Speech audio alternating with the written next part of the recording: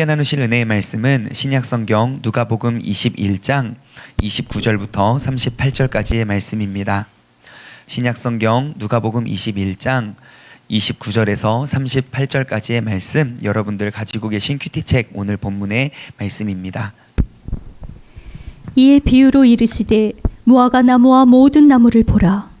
싹이 나면 너희가 보고 여름이 가까운 줄을 자연히 아나니 이와 같이 너희가 이런 일이 일어나는 것을 보거든 하나님의 나라가 가까이 온 줄을 알라. 내가 진실로 너희에게 말하노니 이 세대가 지나가기 전에 모든 일이 다 이루어지리라. 천지는 없어지겠으나 내 말은 없어지지 아니하리라.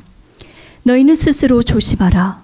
그렇지 않으면 방탕함과 술 취함과 생활의 염려로 마음이 둔하여지고 뜻밖의 그날이 덕과 같이 너희에게 임하리라. 이날은 온 지구상에 거하는 모든 사람에게 임하리라. 이러므로 너희는 장차 올 이 모든 일을 능히 피하고 인자 앞에 서도록 항상 기도하며 깨어 있어라 하시니라. 예수께서 낮에는 성전에서 가르치시고 밤에는 나가 감람원이라 하는 산에서 쉬시니 모든 백성이 그 말씀을 들으려고 이른 아침에 성전에 나아가더라. 이것은 하나님의 말씀입니다. 아멘. 아멘. 이 세상의 모든 창조물들 가운데 오늘 일어나고 있는 그러한 징조와 현상을 바라보며 우리가 내일을 대비하고 준비하는 그런 창조물은 오직 유일하게 인간만 유일할 것 같습니다. 이를테면 제비가 낮게 날면 그 다음에 어떤 일이 따라옵니까? 곧 비가 내리고요. 연못에서 개구리가 크게 울어도 곧 비가 온다는 것을 우리는 알 수 있습니다. 비가 온다는 것을 예상하는 건 그냥 이제 동물들만 일어나는 증상, 동물을 통해서만 우리가 알 수 있는 건 아니고요. 우리 경험해 보신 분 있으시겠지만 우리가 허리가 혹은 또 관절이 예전에 다쳤던 관절이 막 쑤시기 시작하면 틀림없이 내일 뭐가 있습니까? 비가 옴을 알 수 있습니다. 많은 직업들 가운데 일기와 그 일기 예보와 날씨에 가장 민감한 사람들은요, 바로 배를 타는 사람들이 아닐까 싶어요. 항상 운항을 출항을 하기 전에 날씨와 일기와 바람의 상태, 그 파도의 높이를 다 확인하고 나아가야 우리가 이제 큰 사고를 당하지 않기 때문입니다. 그런데 그 바닷가에서 사는 사람들에게 실제로 물어보면요, 그 사람들이 일기예보를 100% 전적으로 신뢰하지 않는다는 것을 우리는 알 수 있습니다. 왜냐하면 일기예보는 그때그때마다 이렇게 많이 달라지긴 하는데 자연과 몸 이곳 저곳에서 나오는 그러한 모습, 그러한 징조들은요, 틀림이 없이 정확하다고 합니다. 일기예보는 많이 틀리지만 내 몸 안에 느껴지는 증상은 틀림이 없지요.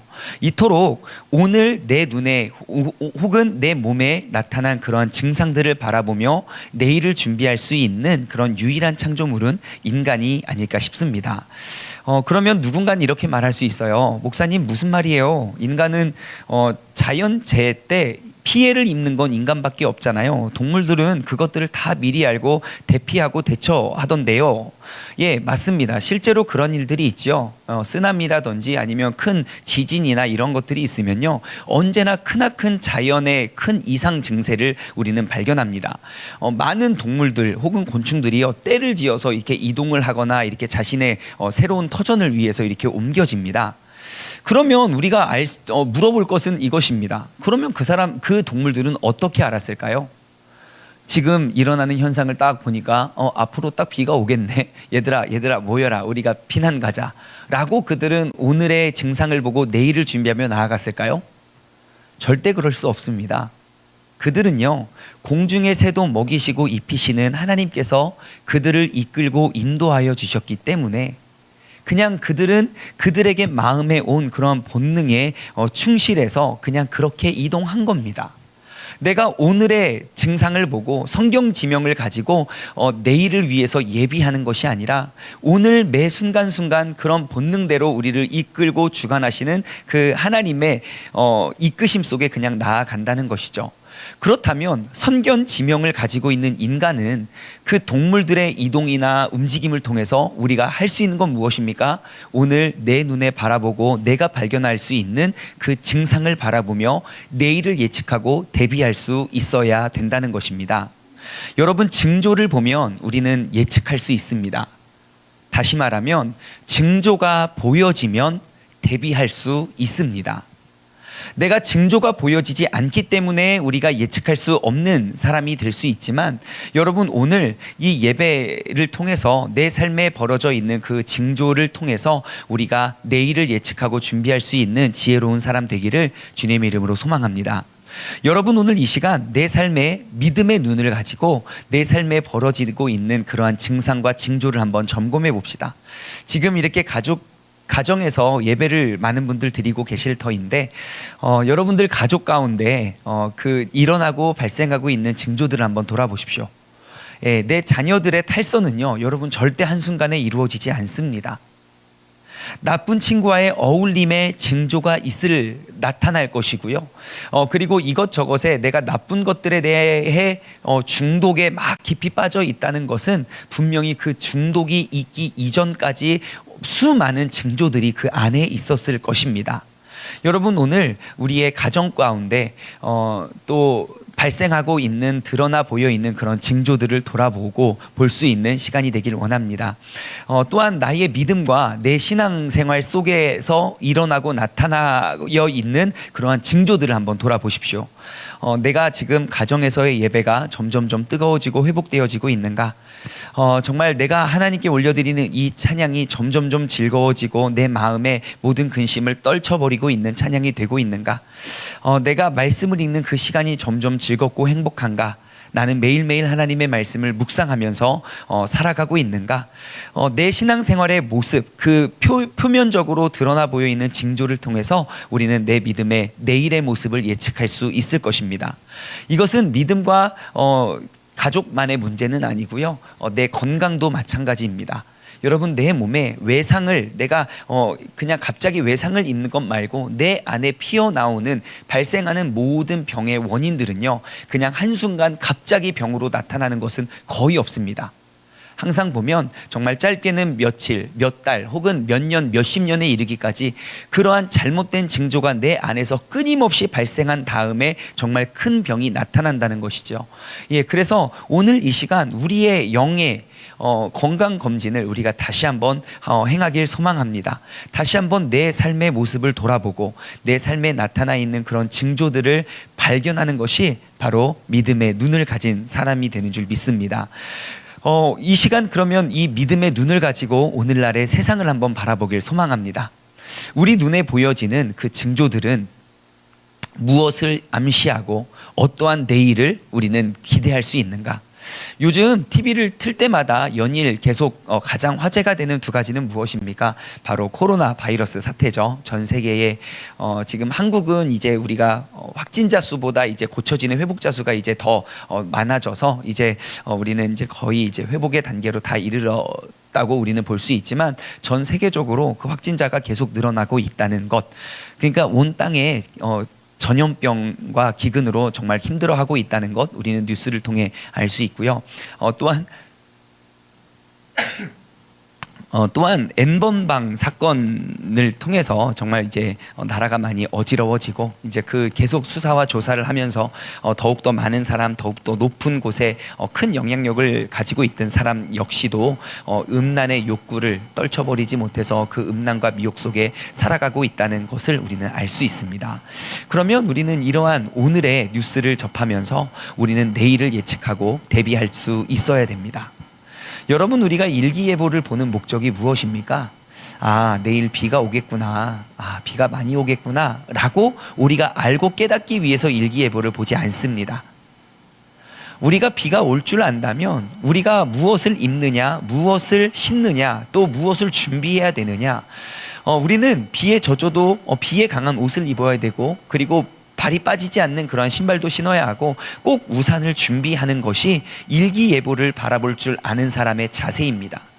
믿음의 눈을 가진 우리는요, 눈에 보이지 않는 오늘 본문 말씀에 무화과 나무의 열매가 보이는 것이 아니라 이제 그 싹이 나고 너희가 보고 여름이 가까운 줄을 아는 것, 그 무화과 나무의 싹이 남을 통해서 이제 곧 여름이 다가오는구나 우리가 알 수 있듯이 이 이후에 일어나고 벌어질 일들을 바라볼 수 있는 믿음의 눈이 오늘 이 시간 회복되어지기를 소망합니다.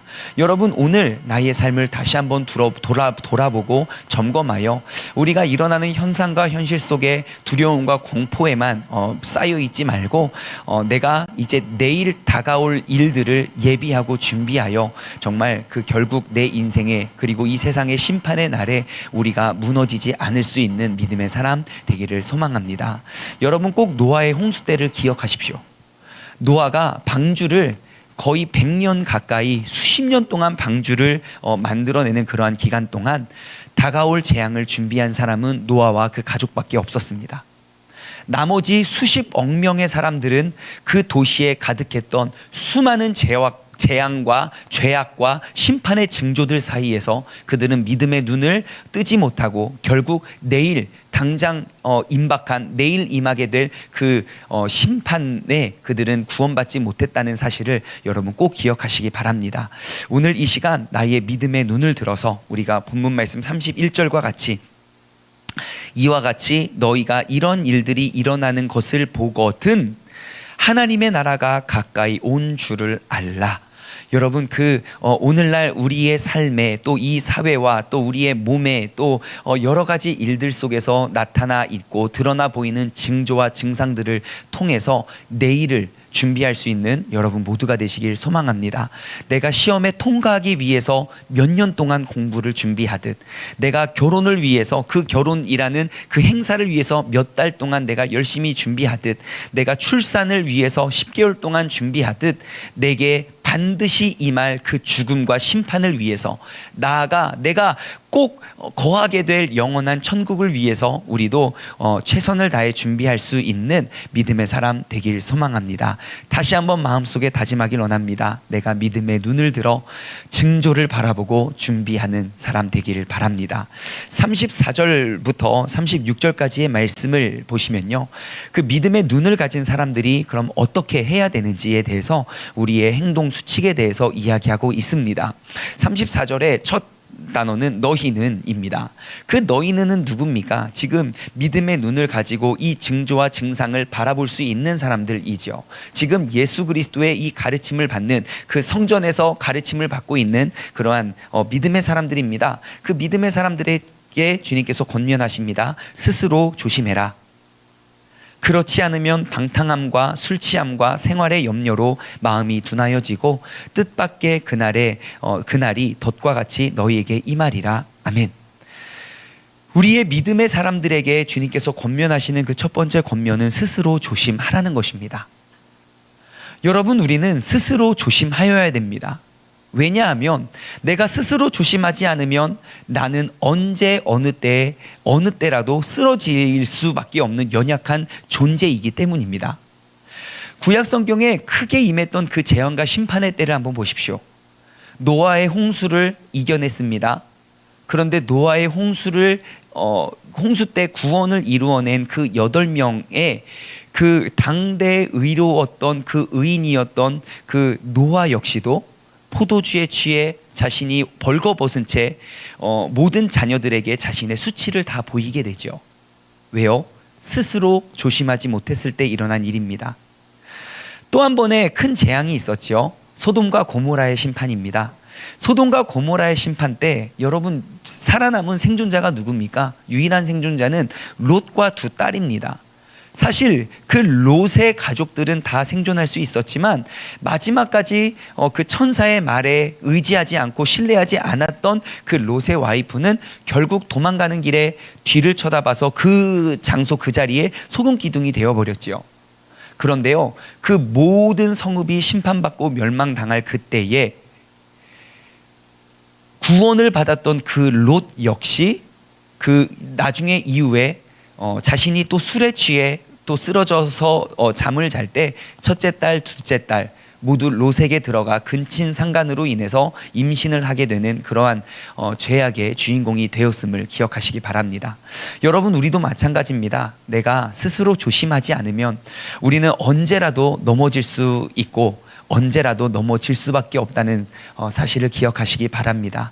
아무리 대재앙을 이겨냈을지라도 내가 방심하지 않는 그 순간, 내가 스스로를 조심하지 않는 그 순간 우리는 반드시 넘어지고 무너지게 될 것이고, 그리고 그 무너짐의 책임은 어쩌면 우리는 평생을 짊어지고 어쩌면 우리는 영원히 짊어질 수 있다는 것을 기억하시기 바랍니다.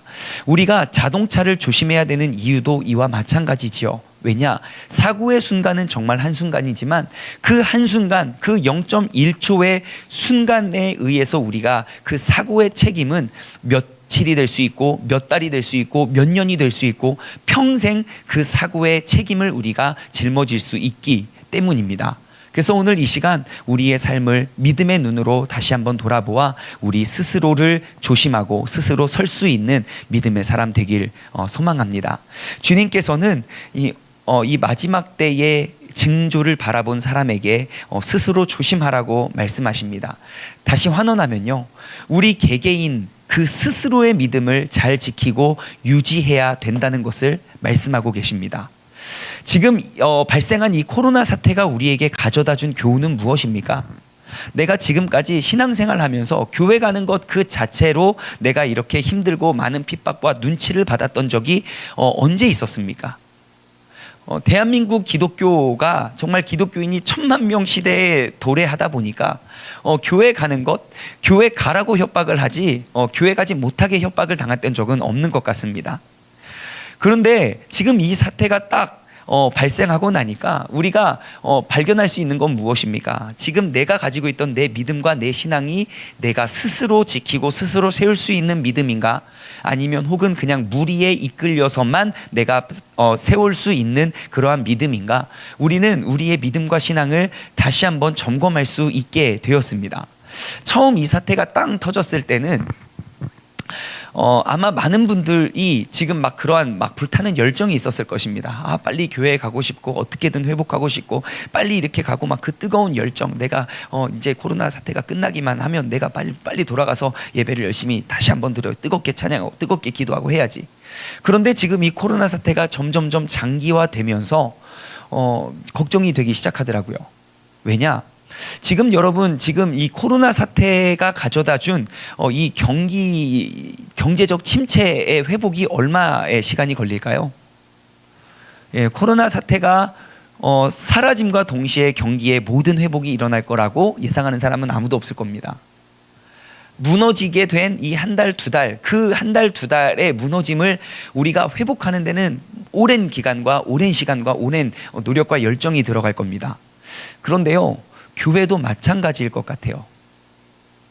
제가 무엇을 통해서 보냐면 지금 각 가정에서 예배를 드리는 사람들의 모습과 그 숫자와 통계를 보면요, 우리 교회가 함께 모여서 예배 드리고 있는 그 성도님들이 각자 부르신 곳에서 예배를 드린다고 치면 우리가 함께 지금 생중계를 통해서 예배를 드리는 사람의 숫자가 몇 %나 될까요? 목사님, 이 교회 지금 방송 시스템도 안 좋고 뭐 더 좋은 교회, 더 좋은 목사님 있어서 거기 찾아갔어요. 오케이, 괜찮아요. 하지만 그 교회 사람들에게 물어보면 그럼 어느 교회는 엄청나게 숫자가 늘어나야 되거든요. 근데 참으로 안타깝게도 지금 코로나 사태가 길어지면 길어질수록 가정 가운데 예배를 잃어버린 사람이 훨씬 많다는 겁니다. 지금 이 사태가 딱 끝나면 다시금 자연적으로 자동적으로 대한민국의 교회의 부흥이 확 일어나고 회복될 것 같습니까? 우리는 지금 나타나 있는 징조를 바라보며 우리 스스로의 믿음을 다시 한번 점검하고 회복할 수 있는 그러한 시간이 되길 소망합니다. 여러분, 오늘 이 시간 주님께서 우리에게 허락하신 그 말씀을 꼭 기억하시기 바랍니다. 스스로를 조심하라. 나의 믿음과 나의 신앙을 다시 한번 돌아보고 점검하고, 내가 여태까지는 누군가에 이끌려야만 내가 예배를 드리고 이끌려야만 내가 기도를 하고 말씀을 보았다면 이제는 내가 스스로 일어설 수 있는, 내가 스스로 말씀을 읽고 묵상하고 깨닫고 실천할 수 있는 그러한 믿음의 사람으로 우리가 성장하고 일어설 수 있는 우리 모두가 되기를 간절히 소망합니다. 다시 본문 말씀으로 돌아와서요, 너희는 스스로 조심하라. 그렇지 않으면 방탕함과 술 취함과 생활의 염려로 마음이 둔하여진다고 말씀하십니다. 예수님께서는 우리가 스스로 조심해야 될 것, 대표적으로 그 세 가지를 우리에게 명확하게 말씀해 주십니다. 방탕함, 술 취함, 염려. 이러한 것들은 우리의 마음을 둔하게 만든다고 이야기합니다. 다시 말해 다가올 심판, 다가올 일들, 지금 무화과 나무에 싹이 막 돋아나고 있는데 여름이 온다는 사실을 우리가 발견하고 있다면 우리의 영적으로 우리는 더욱더 민감하고 예민해져야 되는데, 우리의 마음이 굳어진 상태가 되어서 우리는 다가올 일들을 예측할 수 없게 만드는 원인이 바로 방탕함과 술 취함과 염려라고 이야기하고 있습니다. 그런데 문제는 무엇입니까? 지금 이 세 단어 모두가 우리의 삶과 굉장히 친숙하고 밀접한 관계를 맺고 있는 단어 아닌가요?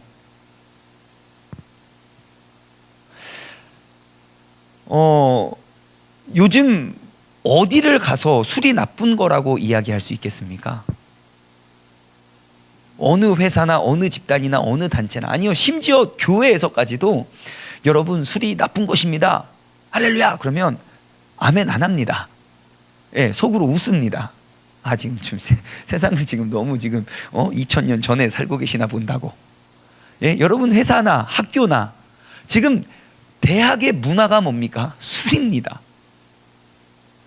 내가 술을, 그 문화를 따르지 않으면 우리는 이단화가 되고 반항화가 되고 우리는 사회 부정의가 되어버린 사회를 우리는 살아가고 있잖아요. 그러한 문화 속에서 길들여진 우리의 젊은 이들이 직장생활 하면서 술이 끊어지겠습니까? 그것이 우리의 삶을 무너뜨리고 망가뜨리는 것이라고 우리가 이야기할 수 있겠습니까? 그러면 교회에서라도 이야기를 해야죠. 왜냐? 말씀은 이야기하고 있으니까요. 우리가 이 세 가지를 한번 한 가지씩 한번 살펴보면요, 먼저 주님께서 우리에게 경고한 것, 방탕함입니다. 현대인들이 얼마나 방탕하게 세월을 낭비하고 있습니까? 여러분, 때가 악해질 때에는, 때가 악할 때에는요, 우리가 해야 될 자세, 세월을 아껴야 됩니다. 요즘은요 중독의 시대라고 말해도 과언이 아닌 것 같아요. 왜냐하면 누구를 봐도 중독으로부터 자유로운 사람을 찾아보기가 정말 힘들어요. 그런데 좋은 중독은 참 좋습니다. 예를 들어 내가 운동에 빠져서 요즘 운동을 열심히 합니다. 매일매일 막 운동을 하는 몸이 근지럽습니다. 예, 좋아요. 아주 건강해지기 있기 때문에. 요즘 제가 필사에 빠져가지고요, 열일 제껴놓고 필사만 해요. 그거를 통해서 가족에게 해를 끼치면 그건 잘못된 거지만 그래도 좋은 중독이지요. 예. 그런데 나도 모르게 내게 습관이 되어서 뚜렷한 이유와 목적도 없이 나의 시간과 에너지와 열정과 그런 물질을 지배하고 다스리는 것들이 얼마나 많은지 한번 돌아보시기 바랍니다. 내가 요즘 이 시대에 얼마나 방탕하게 나의 귀한 세월을 낭비하고 있는가? 갖가지 중독들에 의해서 심지어는 내가 중독인지조차도 모르고 우리가 삶을 살아가는 사람이 얼마나 많은지 모릅니다. 이를테면 SNS, 페이스북이나 인스타그램이나 유튜브나 네이버 뉴스나, 우리는 분명히 그 모습을 바라보며 중독되어 있음에 틀림없음에도 불구하고 우리가 그것이 중독인지조차 우리는 인식하지 못할 때가 너무너무 많습니다. 왜냐? 그것은 나쁜 것이라고 생각하지 않기 때문입니다. 그런데요, 우리는 언제나 그 방탕함에 스스로 조심해야 된다는 사실을 기억하시기 바랍니다. 두 번째는 술 취함을 말씀하고 계십니다. 여러분, 제가 반짝 퀴즈 하나 드릴게요. 술 취함에 대한 반대 개념, 성경에서 술 취함에 반대되는 개념은 성경에서 뭐라고 이야기할까요? 술 취함의 반대 개념은요, 술 안 취함이 아닙니다. 예, 술을 멀리함이 아닙니다. 술 취함의 반대 개념은요, 성령 충만입니다. 에베소서 5장 18절 말씀을 한번 보면 술 취하지 말라, 이는 방탕한 것이니 오직 성령의 충만함을 받으라 그래요. 에베소서 5장 말씀을 통해 우리가 알 수 있는 그 전후 맥락의 말씀을 보면, 그때도 우리가 마지막 때에 우리가 이 세상 가운데 우리가 싸워서 이겨낼 수 있는 유일한 힘은 무엇입니까? 너희는 하나님의 전신갑주를 취하라고 이야기합니다. 하나님의 전신갑주를 취해서 그 마지막 때에 우리가 최종 싸움에 서서 있는, 그 승리할 수 있는 사람이 되기 위해서 우리에게 그 마지막 때를 경고하면서 너희는 술 취하지 말라, 이것은 방탕한 것이니 오직 성령의 충만함을 받으라고 이야기합니다. 여러분, 술 취함과 성령 충만, 이 두 단어가 갖고 있는 의미는 정말 양극의 단어입니다. 현상을 양극의 단어이지만 현상을 보면 참으로 비슷합니다. 사람들이 왜 이렇게 술을 많이 먹고 술에 취해 있습니까? 술 취하면 기분이 좋고 행복해지거든요. 성령 충만하면 정말 기분 좋고 행복해집니다. 현실을 잃어버리고 나는 그냥 마음속에 기쁨만 누리게 됩니다.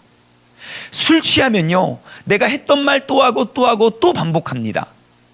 성령 충만해도 제발 그만 좀 하라고 뜯어 말려도 나는 그것을 주님께서 나의 구원자고 나의 힘이 되고 생명이 되었다는 말을 우리는 또 하고 또 반복합니다. 술 취하면 담대해집니다. 성령 충만해도 담대해집니다. 이 둘의 현상과 나타난 증상을 보면 참으로 비슷한데요, 이 둘이 맺는 열매를 보면 양극에 있음을 우리는 바라봐야 됩니다. 마치 천국과 지옥으로 갈리고 나뉘어지듯 술 취하는 인생과 성령 충만한 삶의 모습이 비슷해 보여도 그의 열매는 천국과 지옥처럼 다름을 다시 한번 기억하시기 바랍니다. 그러면 우리의 삶을 한번 돌아봅시다. 여러분은 어떠한 열매를 맺고 계십니까? 오늘날 술 취함의 열매를 맺고 계십니까? 아니면 성령 충만의 열매를 맺고 계십니까? 오늘 이 시간 이 자리로부터 우리가 다시 한번 그 술 취함으로부터 우리가 스스로를 정결하고 거룩하고 순결하게 스스로를 조심하고 우리가 다짐하고 결단할 수 있는 그러한 복된 시간이 되길 소망합니다. 그리고 주님께서는 세 번째 염려를 거론하십니다. 염려. 여러분, 요즘 시대에 기독교인들을 가장 무섭게 위협하는 그것이 바로 염려가 아닐까 싶습니다. 염려 없으신 분 계십니까? 근데 왜 염려가 무섭냐면 염려가 죄라고 인식하지 않기 때문입니다. 염려가 우리 마음에 들어오고 우리 마음에 있는 건 너무너무 당연한 것이라고 우리는 생각하기 때문에 우리는 마음껏 해도 된다고 착각을 합니다. 그런데 말씀을 보십시오. 지금 세상의 무화과 나무와 그 다른 나무들을 봐서 마지막 심판의 때가 가까웠다는 것을 알았다면, 이제 믿음의 눈을 들어 그러한 증상들을 바라보고 내일을 예측할 수 있다면 주님께서 우리에게 말씀하시고 경고하시는 건 너희는 스스로 조심해라. 그 조심해야 될 것은 무엇입니까? 방탕함과 술 취함과 생활의 염려라는 겁니다. 우리의 마음을 우둔하게 만드는 건 염려입니다. 여러분, 세상 사람들은 참으로 염려를 많이 합니다. 염려는 실존하는 실제 일이 아니기 때문에 우리는 염려가 또 하나의 꼬리를 물고 또 하나의 꼬리를 물을수록 정말 그 염려의 크기는 눈덩이처럼 불어난다는 걸 우리는 알 수 있습니다. 그게 모든 사람의 모습입니다. 그런데 그리스도인들, 지금 주님께서 34절에 말하는 너희는 이라고 말하는 그 지금 성전에서 주님의 가르침을 받는 사람들에게 있어서는 염려에 빠져서 헤어나오지 못하는 그것은 분명한 잘못이라고 이야기하고 있습니다.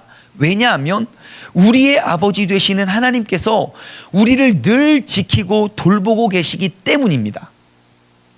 나를 지키시고 나를 돕고 나를 돌보시는 일을 내가 인식하지 못한다면 우리는 그 모든 아픔과 염려와 상처를 내가 들고 내가 짊어지고 살아갈 수 있을지 모르지만, 나의 모든 것들을 내가 쉽게 내가 내어주고도 아깝지 않은 그 사랑하는 자녀, 그 자녀를 둔 아버지를 인식하고 생각하면 그 모든 짐과 그 모든 상처와 아픔과 근심과 염려를 주님께 내어 맡길 수 있는 것이 바로 믿음이기 때문입니다.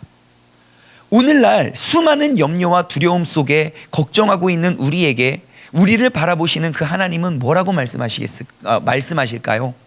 충만아, 염려하지 말고 나한테 맡겨라. 나는 너의 하나님 되고 있다. 왜 너는 그것을 나에게 맡기지 못하고 염려만 하고 있니? 여러분, 이 시간 내 삶의 염려를 온전히 하나님께 내어 맡기는 것이 지금 우리가 스스로를 조심하여 내가 준비하고 훈련하는 내 믿음의 훈련이 됨을 기억하시기 바랍니다.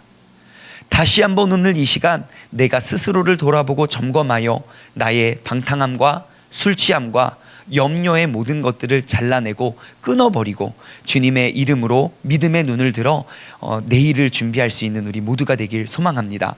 다시 34절 말씀 보면요, 방탕함과 술 취함과 생활의 염려로 그 다음에 나타나는 증상이 무엇입니까? 마음이 둔하여지고 뜻밖의 그날이 덫과 같이 너희에게 임한다는 것입니다. 우리의 마음은 이미 둔하여져서 내가 지금 오늘날 이 현상과 증상, 그것이 낳을 그 열매를 우리가 깨닫지 못한 채 우리는 마음이 둔하여집니다. 그리고 뜻밖의 그날이 덫과 같이 너희에게 임한다고 합니다. 여러분, 덫이 무엇입니까? 들어갈 땐 쉬워도 나올 수 없는 게 덫이죠. 또 덫의 또 다른 특징은 무엇입니까? 내가 덫에 한번 걸렸을 때 빼려고 발버둥 칠수록 더욱더 깊어지고 들어가는 게 바로 덫이지요. 지난 1월 우리가 베트남 선교를 갔을 때 베트남 전쟁 기념관 같은 데를 갔습니다. 그 당시 베트공들이 그 전쟁에서 승리할 수 있었던 그러한 여러 가지 그러한 무기들과 장비들을 보여주는데 최첨단 무기를 갖고 왔던 그러한 미국 군인들을 우리가 상대하기 위해서 그들이 했던 거는 수많은 함정들을 팠다는 겁니다. 함정, 그냥 가다가 쑥 빠져요. 근데 움직이고 내가 나오려고 애쓰면 애쓸수록 더 깊이 빠져들게 되는 게 만든 게 바로 덫이더라고요. 지금 여기에 본문 말씀에 기록되어 있는 덫이라는 단어는 헬라어로 파기스라는 단어인데요, 그 단어의 뜻은 함정, 올가미라는 뜻입니다. 예기치 못한 갑작스러운 위험, 그러니까 내가 예상하지 못했을 바로 그때 순간 내게 팍 임하는 그러한 위험이 우리의 마음속에, 우리의 삶 가운데 나타날 수 있다는 것입니다. 방탕함과 술 취함과 염려에 의해서. 예전에요, 저는 이제 유소년기를 우리 대전에서 저는 이제 쭉 자라났는데요. 제가 어릴 때까지만 해도 대전에는요, 아스팔트나 시멘트보다 흙이 참 많았습니다. 지금처럼 이렇게 모든 것들이 다 계획된 도시화가 되지 않아서 공터들도 많았고 그냥 개발되지 않은 길도 많았고 도로가 놓이거나 깔리지 않은 그러한 때가 많았습니다. 그래서 흙이 많아서 우리는 이제 흙에서 많이 놀았는데요.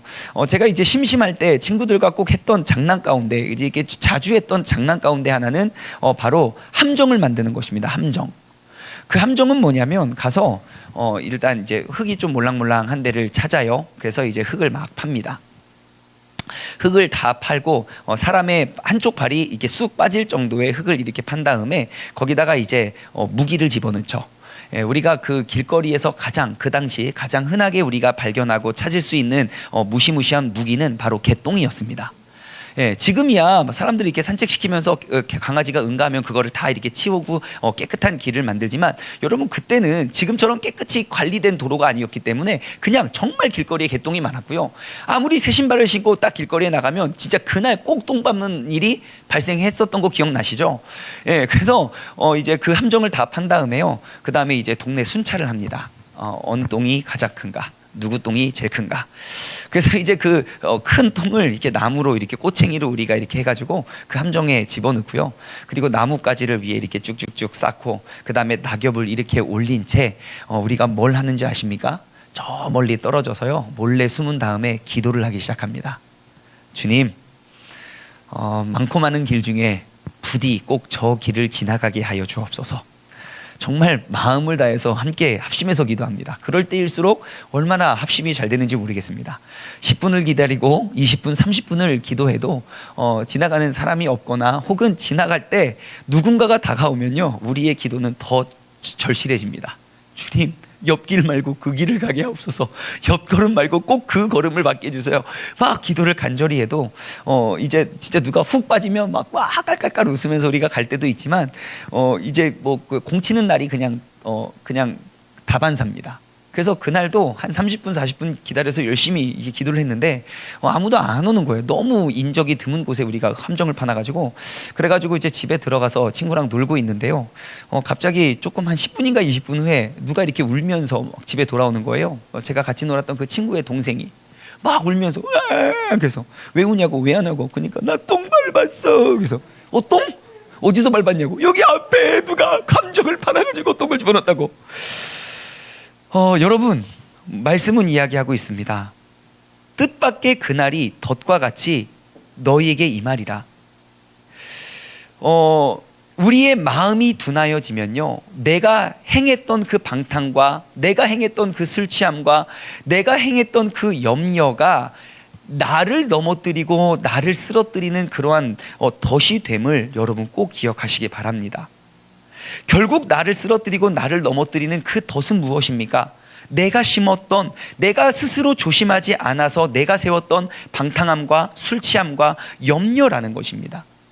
다른 사람이 파놓은 함정에 내가 들어가는 것이 아니라 결국 내 삶에 내가 파놓은 그 함정에 내가 빠지게 된다는 것을 주님께서 경고하고 있음을 여러분 기억하시기 바랍니다. 예수님께서 말씀을 이어가십니다. 35절과 36절 말씀은 이 날은 온 지구상에 거하는 모든 사람에게 임하리라. 그때 그 마지막 심판의 때는 그 징조는 무엇입니까? 어느 특정한 나라나 어느 특정한 도시에만 이르는 것이 아니라 모든 지구상에 거하는 모든 사람들이 알 수 있을 그러한 심판과 재앙이라고 이야기하죠. 온 지구상에 거하는 모든 사람들에게 임하는 이 진노와 심판, 그 사람들에게 뭐라고 말씀하십니까? 이러므로 너희는 장차 올 이 모든 일들을 능히 피하고 너희가 장차 모든 사람에게 임할 그 모든 일을 어떻게 하래요? 능히 피하래요. 우리는 그 징조와 그 진노와 심판의 때를 우리가 발견하고 예측할 수 있는 사람에게 주어진 특권은 무엇입니까? 모든 사람에게 임하게 될 그 심판의 때에 우리는 피할 힘과 지혜와 능력이 주어진다는 것이지요. 누구에게요? 그 징조를 통해 내가 스스로 조심하여 나의 마음을 깨끗이 지켜낸 사람들이요. 여러분, 이것이 바로 우리의 삶이 되어야 됩니다. 본문이 이야기하고 있는 중요한 사실은 무엇입니까? 장차 임하게 될, 장차 오게 될 이 모든 일들을 능히 피하는 방법, 그 방법을 주님께서 우리에게 가르쳐주고 계신다는 겁니다. 그게 무엇입니까? 두 가지를 가르쳐주고 있죠. 능히 피하고 인자 앞에 서도록 뭐 하라고 합니까? 항상 기도하고 항상 깨어 있으라고 말씀하십니다. 여러분, 지금 오늘 이 사건은요, 예수님께서 돌아가시기 전 그 고난주간의 세 번째 날입니다. 이제 주님께서는 이틀 후면 이제 주님께서는 그 십자가에 달리셔서 모진 고통을 당하시며 예수님께 돌아가기 마지막 직전에 우리에게 요구하시는 겁니다. 너희는 그 모든 고난과 어려움과 모든 사람들에게 임하게 될 그런 장차 오게 될 그 모든 일들과 심판들을 능히 피하기 위해선 항상 기도하고 깨어 있어야 된다. 여러분, 언제나 상대방은요, 나의 약점을 치고 들어옵니다. 나의 상처를 가지고 나를 넘어뜨리고요, 내가 가장 취약하고 약한 부분을 가지고 우리를 공격합니다. 여러분, 6.25 전쟁이 무슨 요일날 몇 시에 시작된 줄 아십니까? 1950년 6월 25일, 그날은 주일이었습니다. 일주일 동안 열심히 일을 하고 모두가 가장 편안히 쉬었던 주일, 토요일은 주일을 위해서 모두가 다 이제 편히 쉬었던 때고, 몇 시에 그 전쟁이 시작된지 아십니까? 새벽 4시입니다. 가장 취약하고 힘이 없었던 그때에 중국과 러시아의 힘을 보태서 남한을 밀고 들어왔습니다. 여러분, 내 삶의 어려움과 아픔이 언제 우리를 치고 들어올지 모릅니다. 예측할 수 있는 건 가장 나의 약한 때에 약한 모습을 가지고 우리에게 약한 모습을 겨냥하여 들어올 수 있다는 것을 우리는 깨달아야 됩니다. 그것들에 당하지 않기 위해선 우리는 항상 기도하며 깨어 있어야 됩니다. 이 말씀을 준비하는 저에게도 말씀을 오늘 우리에게 주신 말씀이잖아요. 그래서 이 말씀을 이렇게 제 삶에 이렇게 돌아보면 저에게도 이렇게 큰 어려움이 닥쳐옴을 봅니다. 지금까지 제가 이렇게 사역하면서 이렇게 어려운 일들이 없었던 건 아니었지만 지금처럼 이렇게 흔들린 적은 없었던 것 같습니다. 어려움이 커서 그런 줄 알았어요. 나에게 큰 어려움이 오면 나도 이렇게 흔들리구나.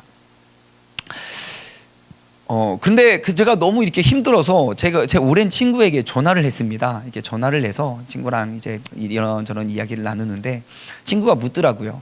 야, 요즘 잘 지내냐? 그래서 제가 예전 같으면 무조건 저에게 잘 지내냐고 물어보면 저의 대답은 무조건 잘 지냅니다. 예, 정말 잘 지냈고요. 근데 제가 이야기했어요. 야, 요즘 좀 힘들다, 야. 그러니까 그 친구가 대뜸 저한테 그러더라고요.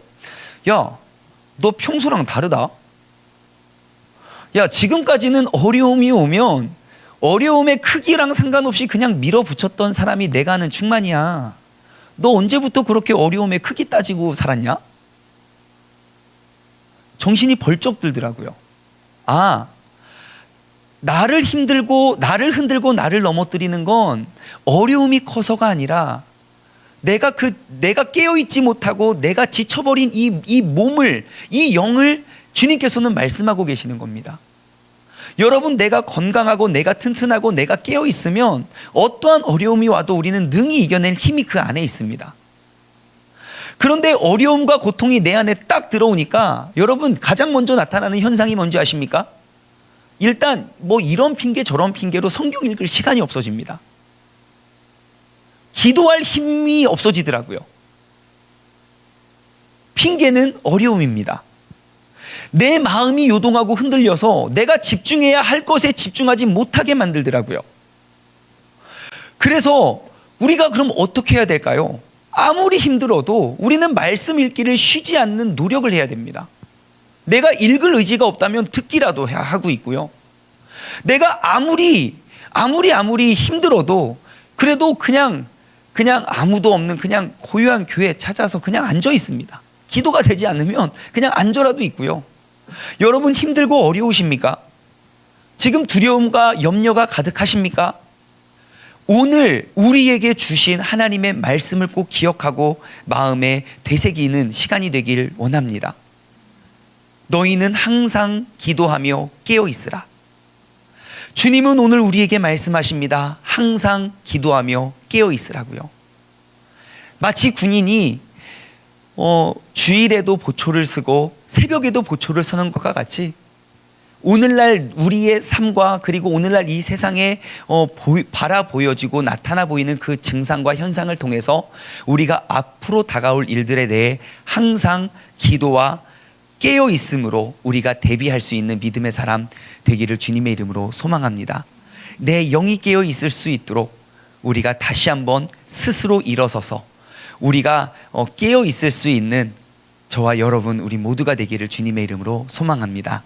이 시간 우리 찬양을 고백하며 오늘 말씀을 우리가 맺길 합심하여 기도하며 우리가 나아가길 소망하는데요. 오늘 말씀 찬양의 가사말이 이러합니다.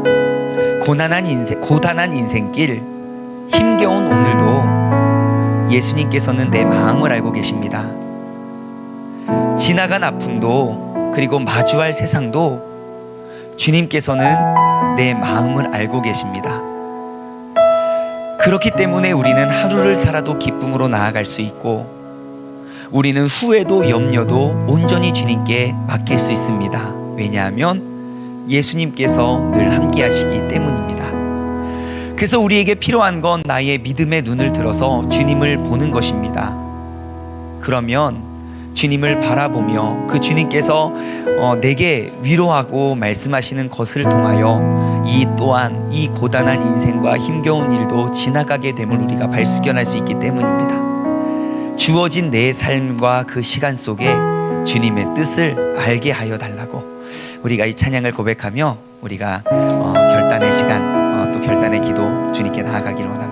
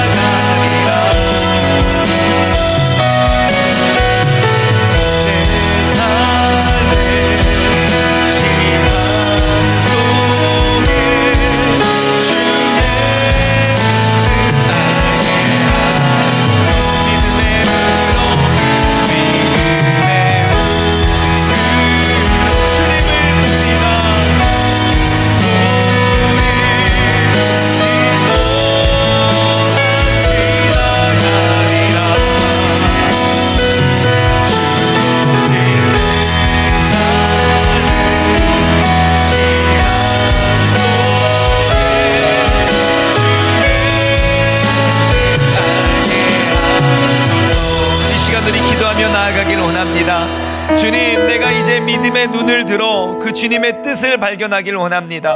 내가 믿음의 눈이 아니면 내 눈앞에 보여지는 오늘날의 이 현상과 증상들을 통해 우리는 내일 다가올 일을 준비할 힘이 없습니다. 내일을 준비할 수 있는 우리의 자세는 스스로 조심해야 됩니다. 내가 스스로를 조심하여 이 시간 내 삶의 방탕함과 낭비하는 것은 무엇인가, 내 삶에 취해 있는 그런 중독되어 있는 것은 무엇인가, 내 삶에 나를 짓누르고 나를 공격하고 쓰러뜨리는 그 염려로 나의 마음을 둔하게 만드는 것은 무엇인가. 이 시간 나의 삶을 돌아보고 다시금 결단하며 우리가 주님의 이름 한번 힘차게 부르짖고 합심하여 기도하며 나아가겠습니다. 주여, 하나님 아버지, 주님께서 오늘 이 시간 아버지 하나님 정말 힘들고 어려운 고난과 역경과 훈련 환난 속에서 우리가 믿음의 눈을 들어 주님을 바라보고 주님께 예배해 주심에 너무 감사를 드립니다. 아버지 하나님, 진정을 아버지 우리의 고단한 인생도 힘겨운 일들도 아버지 예수님께서 나와 함께하심을 아버지 우리가 경험하고 느끼고 체험하게 하여 주시옵소서.